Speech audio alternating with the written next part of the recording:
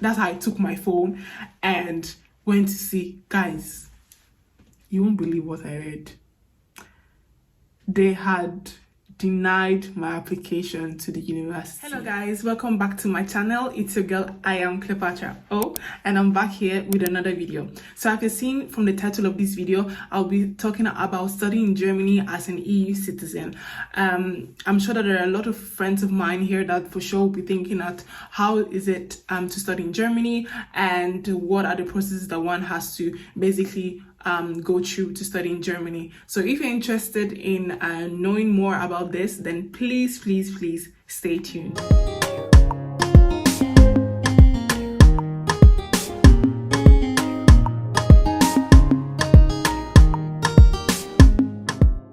So I've written some of the notes, some of the things that I basically had to do to study in Germany. So for most of you that don't know, I'm currently studying international relations in Germany. So the first thing I had to do, or the first thing I actually did when I was looking for schools in Germany, was that I actually went on a website called bachelorsportal.com, and there I basically just I wrote what I wanted to study. If you know me very well, you know that international relations has always been my thing since when I was a teenager, that I always wanted to study international relations. So I just basically wrote international relations and then wrote Germany, and then there was a list of schools that came through. To be sincere, there were not so many schools that actually came, because international relations is usually that one bachelor's degree that's it's taught in the country's language. So basically there were more schools, but they only taught in German. So I think there were just 3 schools or 2 schools that had international relations in English, right? And I decided to go for the school that had a tuition, that had no tuition fee. So basically I don't pay any school fees or anything. And then there was another school that I think was about 7,000 euros, and that was their tuition fee. So I basically chose the schools, and I decided to contact the schools. Yes, they have the information on their website and everything, but I don't know, I felt like I was going into a new journey. I didn't know anything about how Germany was and everything. I didn't want to make any mistake. Like, the last thing I wanted to do was, submit an application and then get rejected just because you didn't ask, or just because I don't know, I didn't gather all my information properly, right? So I actually called both schools to know their process and everything. I felt like I would just have to do a normal application and then send it through. And then they were like, well, I'm actually still considering international students, although I am an European citizen. So I had to go through something that's called Uni Assist. So it's basically like a company or organization, an institution that basically helps German schools during the application processes for international students. So they are the ones who check that everything is correct, that you're also allowed to be admitted to such school that you're choosing, all the international documents that basically they'll be needing. And then when they've now gathered all the information and it's qualified, it's now being sent to the school. So I was like, okay, it shouldn't be a big deal then, I guess. And so after contacting the school, they told me that I had to go through this Uni Assist. Then the third thing then is that I actually sent an email to Uni Assist as well, just once again to be sure about everything. And I told them what I wanted to do and all of that. They asked me what country I came from, and I told them I came from Sweden. And then they asked me what I wanted to read and all of that. And then they asked me specifically for the kind of diploma. Like, they had like all the countries and they knew what it was called in Swedish. So they asked me, do you have this? And yes, I told them that I had that. And then they asked me what I studied in high school, because in Sweden, we already from high school we go into specializations. So we have like people who go for natural science, we have the languages and cultures, we have the economy and finance, and different basically sections. So they asked me what section I went to, and I studied languages and culture. So I told them, and then they told me that I was eligible to study international relations in Germany. Then after that, I also asked for the documents that I'll be needing, and one of the most important documents that I never thought I would be needing was IELTS, and that was something I've never heard before. I know you guys will be thinking, yeah, but don't you think they have to know the amount of English? Well, no, I didn't think that, because in Sweden, we read something that's called English 7, which is the highest English that you can read in high school. And it's actually like a how will I call it, a preparatory English that you study. So it's just like studying your first year of English at the university, basically. So if you have that normally in Sweden, you think that you can go anywhere, right? This test, guys, this English test costs 236 euros.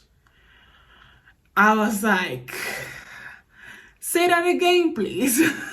Like, I was like, what? And I was like, this test better last me a lifetime, because I'm not going to pay this amount of money unless you have to go and write it again, right? But yeah, it cost 236 euros. And by the time I was applying, I wasn't even in Germany yet. I was still living in the Netherlands. So I had to find a test center in the Netherlands. And one of the things is that at that moment, I never knew I needed such a test, right? And I was trying to apply to be like one of the first applicants, basically, in my school, right? So by the time I called the IITS, the British, I think it was the English British Council, yeah, in Amsterdam. They told me that basically you could take like up to, I think if you did like the writing one where you have to write by yourself, it could take up to 4 weeks before you could get an answer. But then if you wrote the one with the computer, I think it was up to 1 or 2 weeks. So definitely I had to go for the computer version, and which I did. And then obviously I had to pay these 236 euros. So I think they had centers in, like, for the people in Netherlands, they had centers in Amsterdam, they had centers in Rotterdam as well, but I don't think they had in The Hague. So after that, I needed a transcript from my school. Obviously, I already had a transcript from my school, but my transcript was in Swedish, so I needed it in English. Now, they were telling me that I should go and translate it, basically, and then I felt like, why do I have to translate it? Like, we all know that English is like the second language in Sweden, right? So the only thing I did was I just picked up my phone and called my school in Sweden and told them what I needed. And then it was very fast. They already had it in the computer, basically, because they always have the English and Swedish version apparently, but obviously the students only get the Swedish version. So she just printed out the English version, and then she asked me if I wanted my the head teacher to put a signature on it, and I said yes, and then she just scanned it to me. So that went fast, and it was totally free. Then after basically gathering all my important documents, which was the IELTS, and please remember that depending on the course you are reading, they will tell you what score they're expecting from you. So I had a certain grade that I had to achieve in order to be accepted into the school. So the important documents basically was the IELTS, my transcript, and obviously your passport. And to be said, those were the only 3 important documents that I actually needed. Then obviously I went over to the Uni Assist, where you just open an account, and from there you choose the school you want to go to and what program you want to study. So when you do that, then you upload your documents, and to be said, just to be on the safe side, I uploaded everything that they said you should upload. They were basically the ones that they were like, always go to your school and ask what the school is actually asking you for. But then there are also some extra documents that you could just, add just to be on the safe side, such as CV, and I think it was like an application letter. And for me, I just uploaded my CV because I felt like I've been working since when I was 16, and all my jobs have always been about languages and culture as well. So it basically like backed up that I know what I'm doing, guys. So yeah, so I completed that, and I wrote everything, filled in all the forms that you had to fill in, and then you have to pay to send in your application. And this application is just Uni Assist, so this is not the money that you're paying to the school or anything. And Uni Assist, for each application that you make costs 75 euros. So 75 euros is just the first application. So if, for example, I had decided to that I wanted to, you know, try my luck and basically apply for 2 schools, I would have paid 75 euros and then paid 30 euros for the second school that I decided to add. But for me, I don't know, I think I was so sure of myself, so I only applied to 1 school, so I only paid 75 euros. And this happened around May, June. And from that moment onwards, guys, I just had to wait. And it was the longest wait of my life, because as well, one thing you should know is that in Germany, some schools have this kind of admission that is restricted. So that means that they have an actual percentage of how many international students they can admit at a time. And I think when I checked my program, it was just like 6%. And I was just like, that is nothing, guys. So that means that they could literally easily tell me that, you know what, we don't want you in our school, bye, you know. So at that moment, I actually started panting. No, I'm not even gonna lie. But yeah, so from that time onwards, I had to wait, and I was just waiting for you, because Uni Assist also had to approve my document first before they were going to send it, you know, over. And I just had to wait and had to wait and just had to wait until one day, I can't remember what month exactly, then I got basically a message from Uni Assist that I approved my documents and that they had been sent to the school. Then from there, now I had to now go and open my account on the school, because then the school basically had taken over this application process, and they were the ones that were going to tell me if I'd been admitted or not.